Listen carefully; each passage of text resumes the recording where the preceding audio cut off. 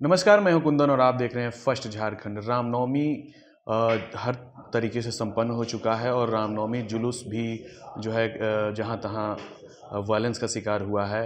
हालांकि राज्य में ज़्यादातर जगहों पे जो है शांति तरीके से निकाला गया है। झारखंड की राजधानी रांची में भी शांति तरीके से जुलूस जो है निकाल कर और सब कुछ अच्छे तरीके से संपन्न हुआ है। लेकिन हजारीबाग को लेकर जिस तरीके से झारखंड की विधानसभा में है तौबा मची थी और डीजे बैन किया गया था, उसको लेकर कहीं भी हजारीबाग में कोई भी हिंसा की बात अभी तक सामने नहीं आई है। लेकिन कह सकते हैं कि जमशेदपुर और साहेबगंज ये दो जो ज़िला है जहाँ से जेएमएम और कांग्रेस के जो एमएलए हैं वो लोग सिटिंग है, उस जगह से वायलेंस की खबरें आ रही हैं। हमारे साथ इस मुद्दे पे बात करने के लिए हैं झारखंड प्रदेश अध्यक्ष भाजपा दीपक प्रकाश जी। सर, जिस तरीके से हजारीबाग को लेकर इशू बनाया गया था विधानसभा में, है तौबा मचाया जा रहा था, वहाँ तो शांतिपूर्ण तरीके से इस बार रामनवमी जुलूस निकली। देखिए, बड़ा दुर्भाग्य है राज्य की सरकार, हेमंत सोरेन, कांग्रेस और आरजेडी की सरकार जब से सत्ता में आई, जब जब हिंदू समाज का कोई बड़ा पर्व होता है, महापर्व होता है, उत्सव होता है, महोत्सव होता है, तो बंदिशों का अंबार खड़ा करने के काम राज्य की सरकार करती है। यही तो तुष्टीकरण की राजनीति है। मैं जमशेदपुर का ही उदाहरण आपको लेना चाहता हूं। झांकी भगवान श्री राम का, भगवान श्री राम का संदेश झांकी के माध्यम से समाज में फैलाने का संकल्प कुछ अगर अखाड़ा वालों ने किया तो क्या बुरा किया, क्यों रोकने का प्रयास किया गया? इसका मतलब तुष्टीकरण की राजनीति करते हैं। किसके इशारे पर रोका गया? सत्ताधारी दल के साथ के कहने पर रोका गया। झारखंड मुक्ति मोर्चा और कांग्रेस और आरजेडी के नेताओं के इशारे पर सरकार काम कर, राज्य जिला के प्रशासनिक पदाधिकारी काम कर रहे हैं। हजारीबाग की बात आप कर रहे हैं। हजारीबाग में शांतिपूर्वक वहां के जनता ने सहयोग देने का वादा किया था, उसके बाद भी जिला प्रशासन अड़ा हुआ था। उसके बाद जनता ने निकाला डीजे के माध्यम से, डीजे के का गीत और संगीत और महोत्सव की तरह निकाल करके। अरे, जो हजारीबाग की जनता वह हिंसा पर विश्वास करने वाली नहीं है, लेकिन जिस प्रकार से जिला प्रशासन प्रभोग करने का काम कर रही थी वो ठीक नहीं था। ये अच्छी बात नहीं है।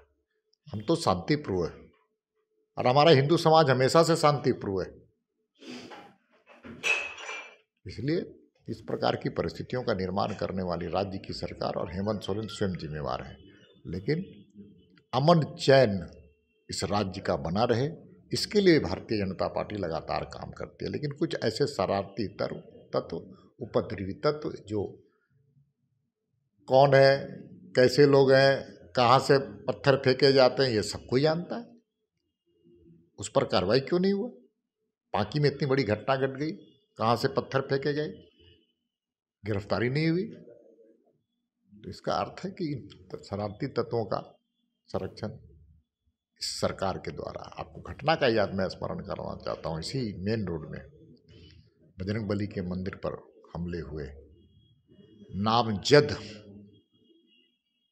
अभियुक्तों को गिरफ्तारी नहीं हुई और उस मामले को किस प्रकार से ठंडे बस्ते में डालने का काम किया। राज्य की 3.5 करोड़ जनता देख रही है। इसलिए समय का इंतजार कीजिए, जनता इनको जवाब देगी। ऐसे निकम्मेपन सरकार के खिलाफ अपना गुस्सा है, उसको इजहार ईवीएम के माध्यम से होने वाला है। 2 जिले में वायलेंस हुई है जहाँ से भाजपा के एमएलए नहीं है। अरे, मैं तो यहाँ तक कहता हूँ कि जहाँ जहाँ हिंसा घटी है, चाहे बंगाल हो, बंगाल में भाजपा नहीं, झारखंड में भाजपा की सरकार नहीं है, बिहार में घटनाएं घटी, वहाँ बीजेपी की सरकार नहीं। इसका सीधा अर्थ है कि सरकार के समर्थन में तुष्टीकरण की राजनीति के तहत ऐसे तत्वों को संरक्षण दे रही है जिनका संबंध बांग्लादेशियों के घुसपैठियों के साथ भी है। पीएफआई के कई मामले आए हैं संथाल परगना में। ये तो भारत सरकार का शुक्र अदा करना चाहिए कि पीएफआई पर बैन ही नहीं किया, बल्कि उसको कड़ाई से नियंत्रण करने का काम कर रही है। लेकिन राज्य की सरकार के पास कानून व्यवस्था का अधिकार होता है। राज्य की सरकार, झारखंड की सरकार कुछ नहीं कर रही है। एक सवाल आता है, बिहार की आप बात कह रहे हैं, गृह मंत्री अमित शाह जी का दौरा कल पहुंचे थे शाम में, सासाराम में उनका कार्यक्रम होना था, उपद्रव के कारण वहाँ कार्यक्रम रद्द करना पड़ा। वो तो सरकारी जो दल है वहाँ पर, सरकारी दल, जदयू, आरजेडी, कांग्रेस, वो अमित शाह जी के नाम से डरती है, नहीं चाहते कि अमित शाह जी का कार्यक्रम हो, इसीलिए इस प्रकार की योजनाबद्ध ढंग से षड्यंत्र करते हुए वहाँ पर दंगे कराने का काम किया है कुछ लोगों ने। मतलब अमित शाह के दौरे को प्रभावित करने के लिए दंगे निश्चित तौर कराए। पर मैं कह रहा हूँ, वहाँ की सरकार, कांग्रेस, जदयू और आरजेडी दोषी है। पूरे वहाँ पर हिंसा का अगर कोई 3 संस्थाएं, राजनीतिक संस्थाएं जिम्मेवार है, तो ये 3 संस्थाएं डरती है, बीजेपी से डरती है। ताकि डर का वजह हार, आने वाले लोकसभा के चुनाव में हार का सामना उनको करना पड़ेगा। लेकिन नीतीश जी और तेजस्वी तो आए दिन ढिंडोरा ये पीटते हैं कि हमारे राज्य में विकास कार्य हो रहा है, हम लोग बहुमत में आएंगे फिर से। वहाँ की जनता जवाब देगी। बिहार का मैं कोई राजनीतिज्ञ नहीं हूँ, मैं झारखंड का हूँ, लेकिन जो अखबारों में आते हैं, हमारे रिश्तेदार हैं, हमारे परिचित हैं, उनसे जो सूचनाएं मिलती हैं, उसके आधार पर मैं कह सकता हूँ इस बार बिहार में भाजपा की सरकार जरूर बनेगी और झारखंड में भी बनेगी।